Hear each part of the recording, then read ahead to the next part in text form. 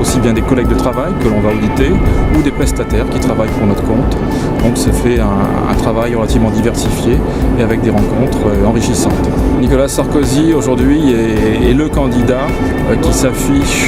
qui affiche clairement sa position vis-à-vis de la politique énergétique de la France, à savoir pour le maintien de la filière nucléaire pour un pourcentage relativement important. Donc c'est pour ça aujourd'hui que je soutiens donc, le candidat Nicolas Sarkozy pour sa position dans la filière énergétique.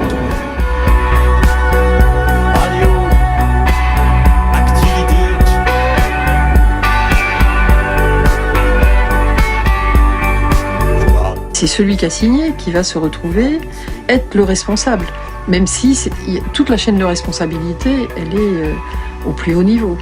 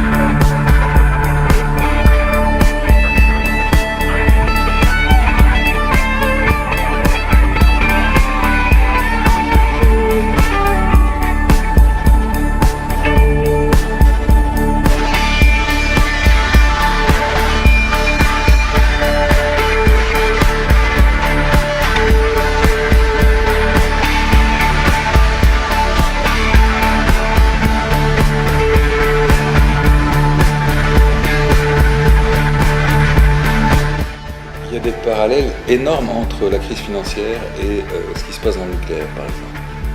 C'est vraiment... c'est très très très parallèle et c'est ce qui m'inquiète. C'est vraiment des gens qui ont cherché à faire des bénéfices très rapides en sous-traitant les risques et en les diluant. On fait la même chose dans le nucléaire. C'est exactement la même chose.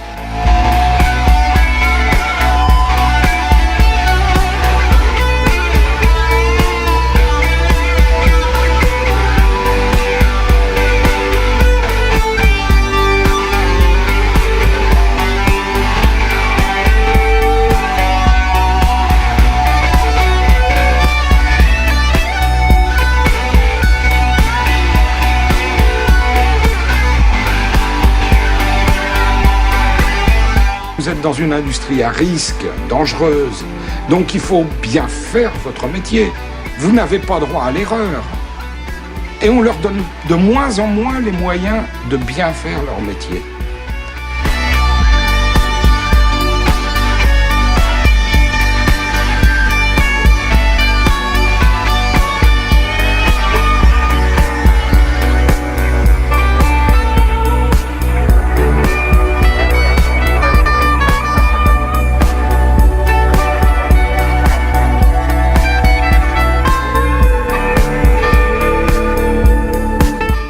Donc, soit on se désinvestit, on dit bon allez ras-le-bol, terminé, moi c'est fini, vivement la retraite, etc.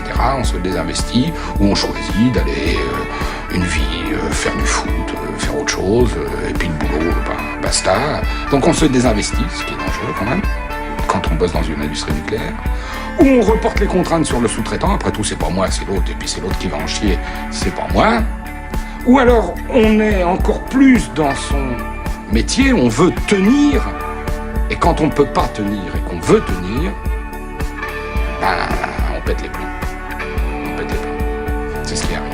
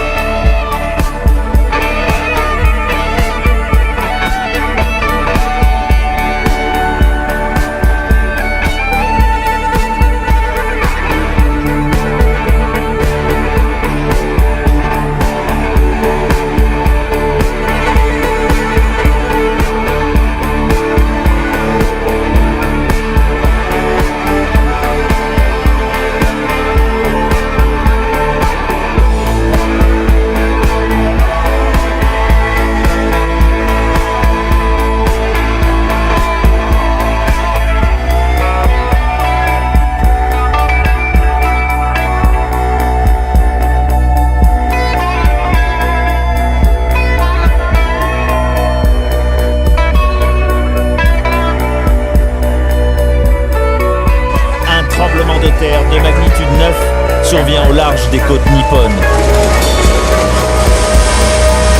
Quelques dizaines de minutes plus tard, un gigantesque mur d'eau vient frapper toute la côte est. La vague meurtrière fait plus de 20 000 victimes. Aujourd'hui encore, 5 000 personnes sont toujours portées disparues. Mais le tsunami va aussi dévaster la centrale nucléaire de Fukushima Daiichi. Voici l'instant fatidique. L'énorme vague frappe les bâtiments. Noyés, les turbines de refroidissement rendent l'âme. Les réacteurs entrent alors en fusion et provoquent des explosions. Le monde assiste au plus grave accident nucléaire depuis Tchernobyl. Un nuage radioactif s'échappe de la centrale et recouvre une grande partie du pays.